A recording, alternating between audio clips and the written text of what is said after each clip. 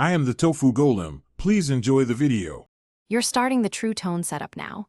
First, update iPhone X to the latest iOS so the feature and drivers are current. Once updated, go to Settings and confirm Auto Brightness is on under Accessibility Display.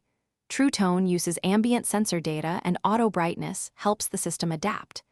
Make sure you're in consistent indoor lighting, not direct sun or very dim rooms, because the sensor needs a neutral baseline. Now proceed to enable True Tone in display and brightness, so the screen can begin adaptive calibration. You'll enable and test True Tone. Open Settings Display and Brightness and flip True Tone on. You should feel the color temperature shift as the sensor reads ambient light.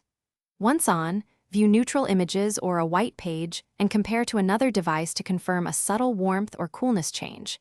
It won't be dramatic.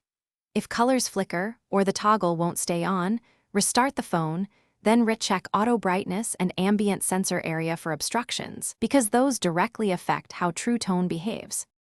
Finish by letting True Tone run during normal daily use so the system collects varied ambient samples and stabilizes color adjustments. You'll notice smoother shifts over a few hours.